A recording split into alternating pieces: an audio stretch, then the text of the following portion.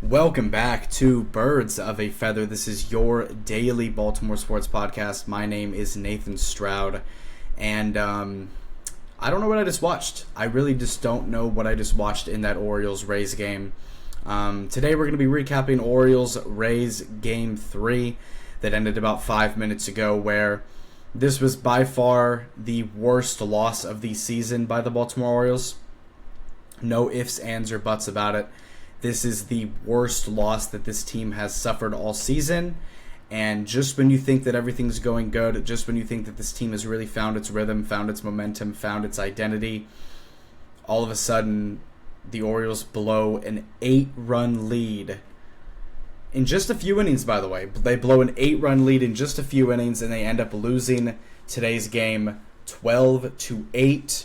The Orioles in this game scored 8 runs in the second inning, and things were looking perfect. Couldn't really go much better than that. The Orioles scored 8 runs in the second inning. Actually, all 8 of the runs that they scored in this game all came in the second inning.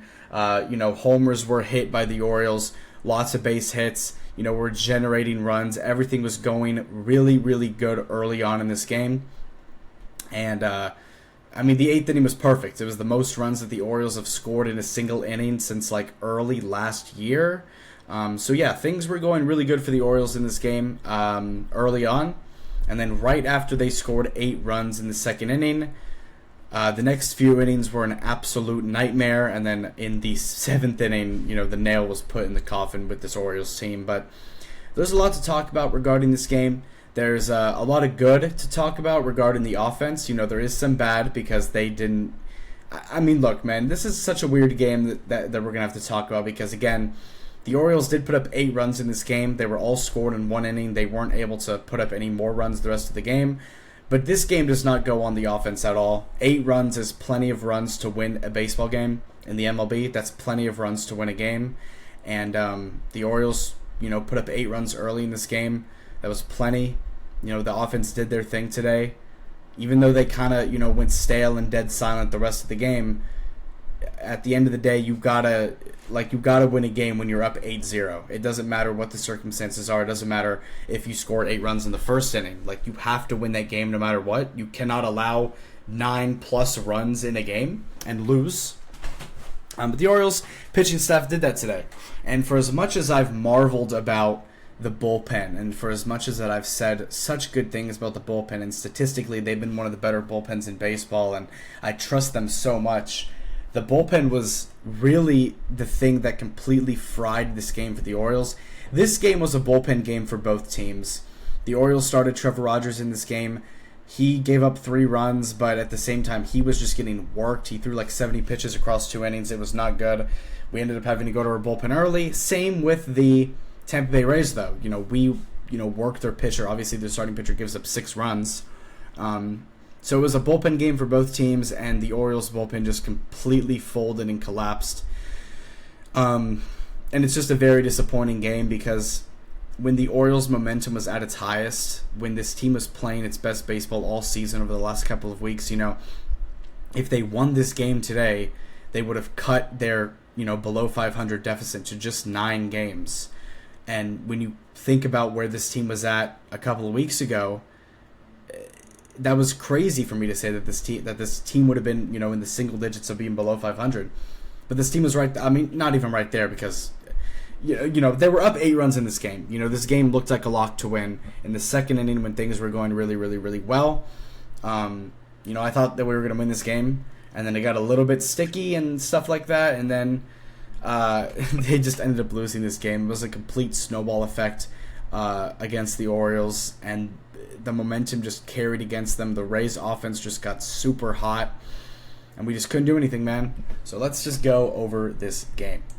So going over this Orioles and Rays game, it was a disaster of a game. An absolute disaster of a game. The Orioles in this game obviously only had 7 total hits in this game, but they put up 8 runs off of those 7 hits. They were doing really well with runners in scoring position whenever they had the chance. They went 3 for 5 with runners in scoring position. Obviously, all the runs came in the 8th inning. Everything was looking really good. We were producing runs off of getting base hits.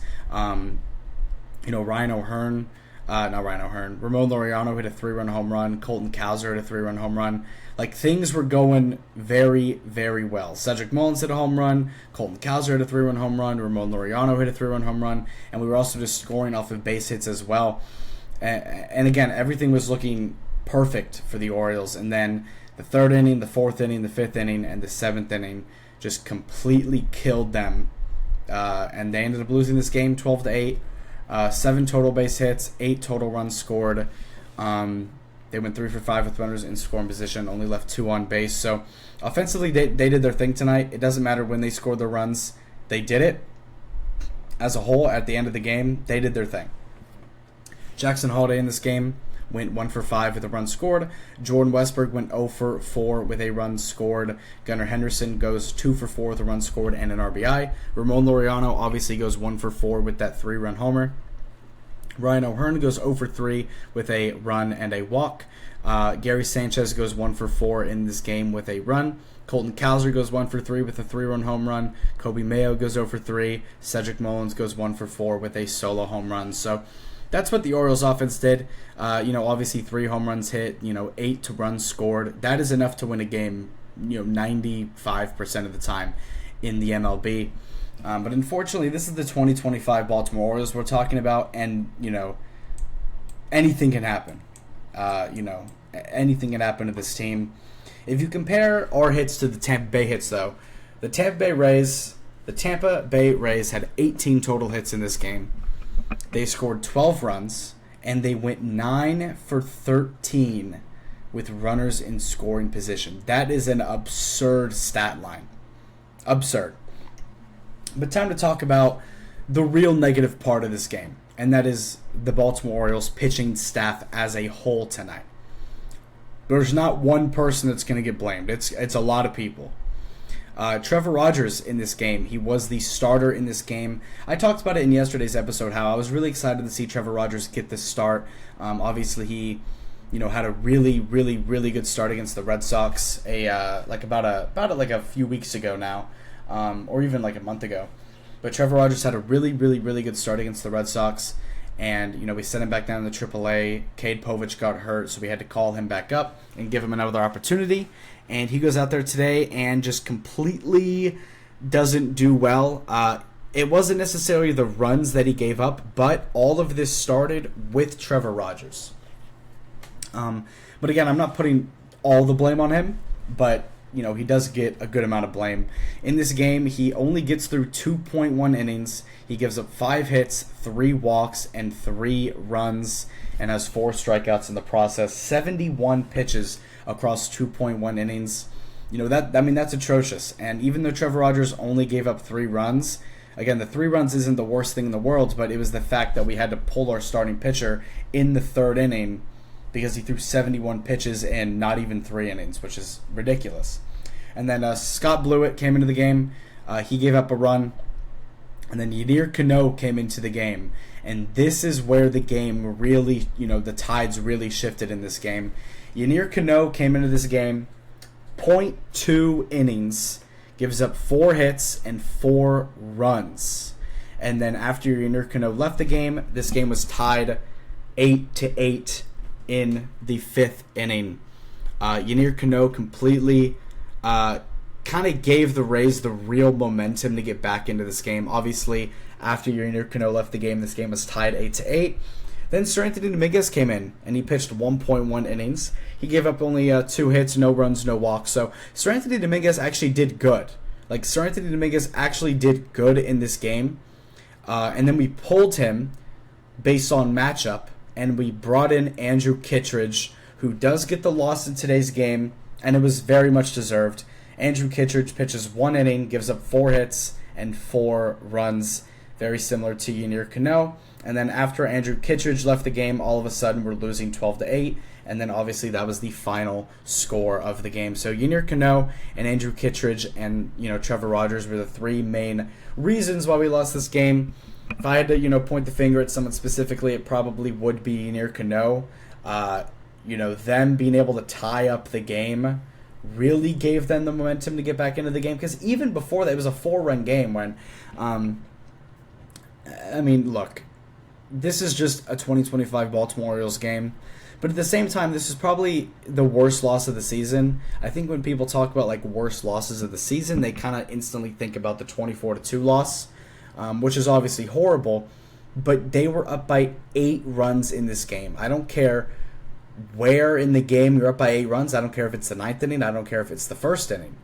You're up by 8 runs. Scoring 8 runs in Major League Baseball is hard. I mean that is hard to do. And the Orioles kind of just gave this game away for free, and they blew an 8-run lead and let the Rays score 12 unanswered runs, and they lose this game. The momentum that they've had over the past couple of weeks where everything was looking so good. I mean, you can even go back in all the episodes that I've made over the past couple of weeks and how excited this team was, how excited I was, the energy that this team had, their willingness to really get back into the season, and try and make a playoff push. It was there. I mean, you heard it in all the interviews, and I'm not sitting here saying that that's not possible, because obviously it is. I mean, at the end of the day, it is a loss. But this loss, in my opinion at least, is a little bit more impactful than just a loss. Because, again, baseball at the end of the day is a sport where you can lose in the most awful, horrific way. And then most of the time you're just going to have to go out there the next day like nothing happened and then play a game. But this is the type of loss. But there's also types of losses in baseball that not only does the loss kill momentum, but the loss like mentally kills momentum. And like team chemistry-wise kills momentum. Like the Orioles can't go out here after blowing an 8-run lead and letting the Rays score 12 unanswered runs. They're just going to have to go back out there tomorrow and play another game.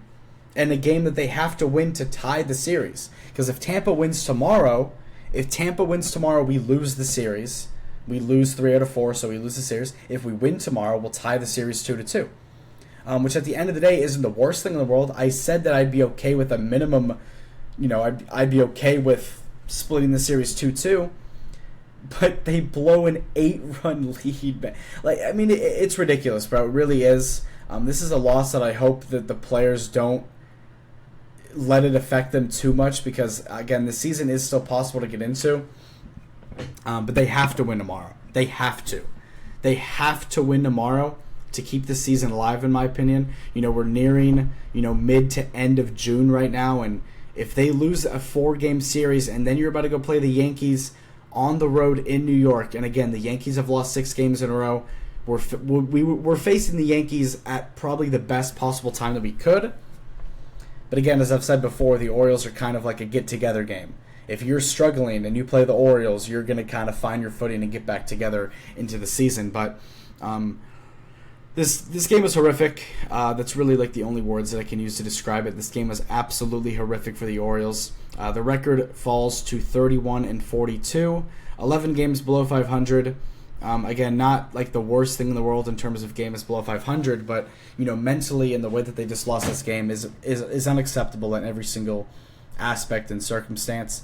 And I'm really hoping that this Orioles team goes out here tomorrow and has a great game and can just win tomorrow against Tampa and split the series up 2-2, keep it at 10 games below 500 going into the Yankee series, and hopefully you can win or sweep that series in New York. But we'll talk about that more tomorrow. But if you go into the game for tomorrow, it's going to be Drew Rasmussen versus Charlie Morton. And look, both teams in this game used a lot of pitchers. The Rays used 7 pitchers. The Orioles used 6 pitchers. So both teams' bullpen is absolutely fried. So the way that tomorrow's going to work is whoever's starting pitcher does better is going to win. Because if Charlie Morton can get through 5 to 6 innings in this game and save the bullpen, I'm not gonna lie. If Charlie, I'm looking for Charlie Morton tomorrow to get through 6 to 7 innings, because that's what he's gonna have to do. Because our bullpen is completely fried, and the only way that the Orioles can really win this game, and same with Tampa, is if their starting pitcher can go minimum 6 innings in this game.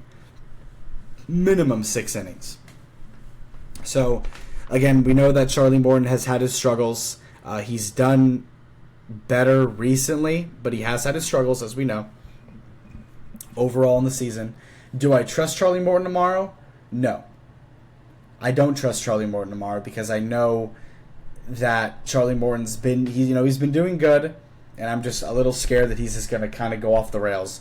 And if Charlie Morton goes out there tomorrow and like really struggles to get through like 2 to 3 innings, and he's giving up runs, he's giving up hits, and he just is pitching a lot and he's getting worked, then the Orioles are going to be in big trouble. And same thing with the Rays. If Drew goes out there tomorrow and he gets worked early, then the Rays are going to be in big trouble. So whoever's starting pitcher can hold it down more is going to win this game, because the bullpens are fried for both teams. It's going to be a very interesting game to watch tomorrow. Both teams are going to need their starting pitchers to have amazing days, and we'll see if one of them folds or not. It's going to be very interesting to see. But yeah, again, they have to win this game tomorrow to split the series, and we just move on with that.